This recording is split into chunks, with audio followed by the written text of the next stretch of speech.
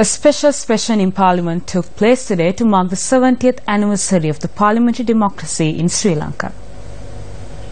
Speakers and Deputy Speakers of Parliaments of SAARC countries participated on this occasion, which was graced by President Maithripala Sirisena. The motion for the special session was presented by Prime Minister Ranil Wickremesinghe and it was seconded by Opposition Leader R. Sambandhan. The objective of the government is to further strengthen Parliament through a new constitution, which will strengthen the rights of all citizens in an undivided unitary state. Therefore, the assistance of all political parties and parliamentarians represented in the Supreme Parliament is expected in this regard. During the past 70 years, we have gained many experiences. The constitutional power received by Parliament as the supreme authority of the country should need to continue in a way which will not be a challenge to anyone. We all must undertake a collective responsibility within this supreme authority for the people of today and the generations of tomorrow.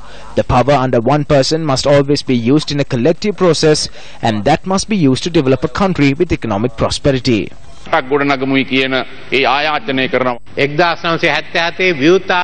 open economy was created in 1977. We could not achieve our objective because of the conflict. Therefore, many other nations passed us. We have failed to achieve our objectives because of the flaws in the parliamentary system and democracy. These flaws can be in a political party system or the political system as a whole. If we are to achieve prosperity, we must provide a political solution to the ethnic issue. A constitutional council was created and an opportunity was given for all to submit their views via the steering committee. It is for the first time Sri Lankans have been given an opportunity to seek a political solution. We need to make use of this situation. The President as well as the political parties are committed to collectively undertake this political solution.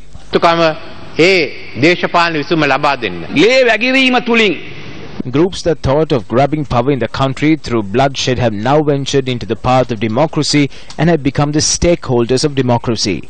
This is indeed pleasing. The Sri Lankan Parliament and the citizens were democratic to ensure they venture into this path. No matter what the challenge or threat, the people were always at the forefront to protect parliamentary democracy better than the MPs. Some are trying to portray that this institution was instrumental in protecting democracy. However, this institution in fact failed to protect democracy. There are countless occasions in which the people of this country were compelled to undertake other avenues rather than democracy. There were conflicts.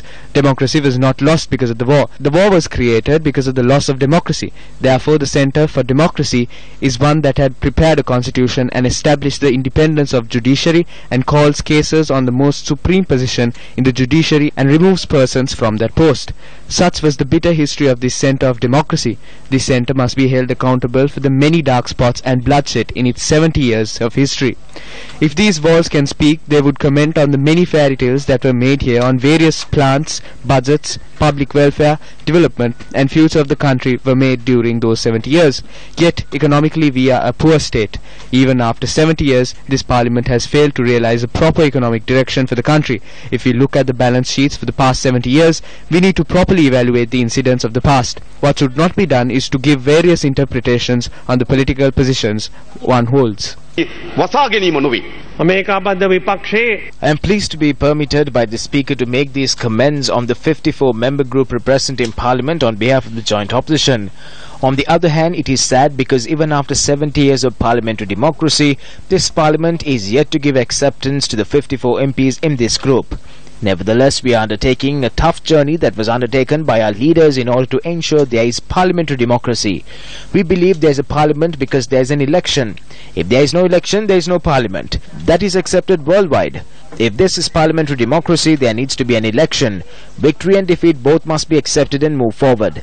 There is local government election, 3 provincial councils have also been dissolved, and there is no election. We have in the past 70 years preserved democratic governance through electoral processes, though one must admit, not completely without blemish.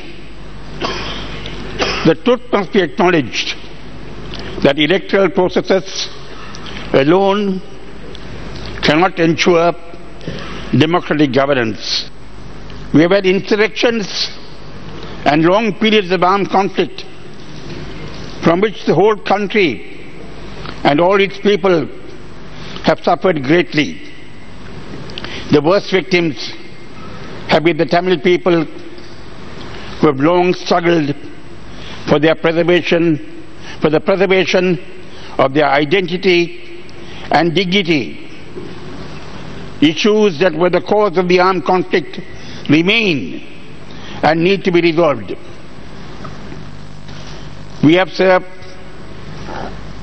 all of us learnt many lessons from the most harmful situations that have prevailed in our country. It would be a tragedy if in the name of patriotism, more exactly pseudo-patriotism, anyone seeks to prolong these harmful situations. It must be conceded that despite shortcomings, the country is more normal and peaceful now than it has been in the past.